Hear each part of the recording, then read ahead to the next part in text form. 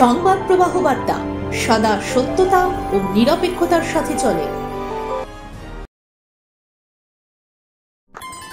আজ অক্ষয় তৃতীয়া অর্থাৎ হিন্দু পঞ্জিকার বৈশাখ মাসের শুক্লা তৃতীয়া তিথি। এটি হিন্দু ও জৈন ধর্মাবলম্বীদের কাছে বিশেষ তাৎপর্যপূর্ণ তিথি। এই দিনে ব্যবসার সূচনা, বিবাহ ও বাগদানের মতো অনুষ্ঠানগুলি সম্পন্ন করাকে শুভ বলে মনে করা হয়। তাছাড়া এই দিনে বাঙালিরা দোকানে দোকানে হালখাতা করতে যায়। আজ এই অক্ষয় তৃতীয়ার শুভক্ষণে 628 বছরে পদার্পিত হল হুগলি শ্রীরামপুরে মাহেশের মহাপ্রভু জগন্নাথ দেবের চন্দন যাত্রা। এই চন্দন যাত্রার সাথে এমন এক দৈবিক পৌরাণিক কাহিনী জড়িয়ে আছে যা কৌতূহলী শ্রোতাদের কাছে শ্রুতি মাধুর্যময় আতিশয্যের সাথে তাদের সম্পৃক্ত করে বিভিন্ন ভারতীয় পৌরাণিক ঘটনাবলীর সাথে।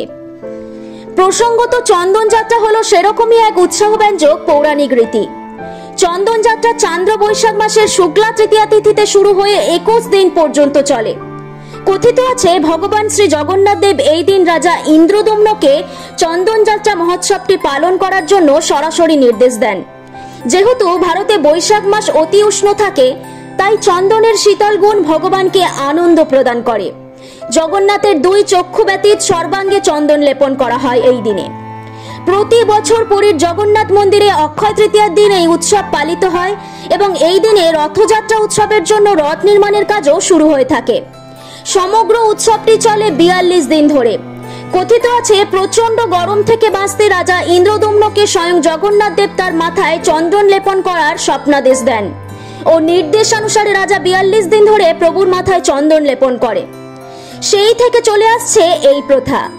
এই হলো চন্দন যাত্রার পৌরাণিক মাহাত্ম্য। আর সেই যথার্থ নিয়মাবলী ও ভক্তিরীতির সাথে পশ্চিমবঙ্গের হুগলি জেলা শ্রীরামপুরে মাহেশের মহাপ্রভু জগন্নাথ দেবের চন্দন যাত্রার অনুরূপ আড়ম্বরপূর্ণ শুভ সূচনা হলো।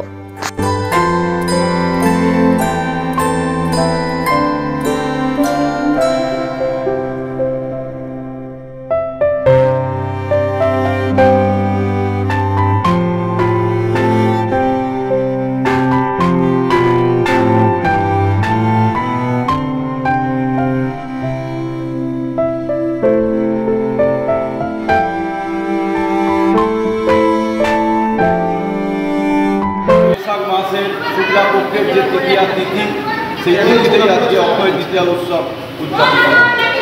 আমাদের এই অক্ষয় তৃতীয়ার দিনই আমাদের চন্দন যাত্রা উৎসব হয়।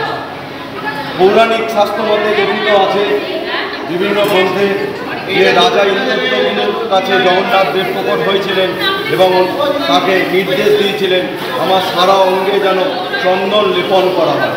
তো তাই আজকের দিনেই ওনাকে ঠোকা ঠোকা চন্দন লেপন করলাম। চন্দনের সাথে কর্পূর, কুমকুম, সুগন্ধি মিশিয়ে ওনাকে ওনার মাথায় সারা অঙ্গে চন্দন লেপন করলাম। ওনার বলভদ্রদেব এবং মা সুভদ্রাকেও আমরা চন্দন দিলাম।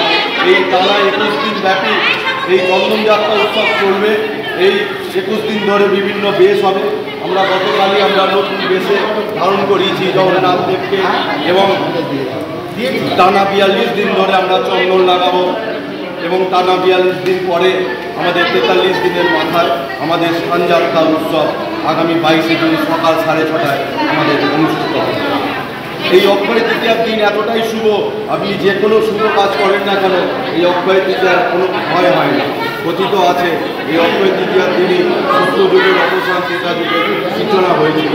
এই অক্ষয় তৃতীয়ার দিনই জবের সৃষ্টি হয়েছিল।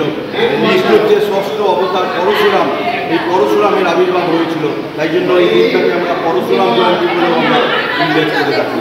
এই দিনটাতে মহাভারতের সূচনা হয়েছিল এবং এই দিনটাতে সূর্য এবং চন্দ্র উজ্জ্বলতম অবস্থার মধ্যে থাকে।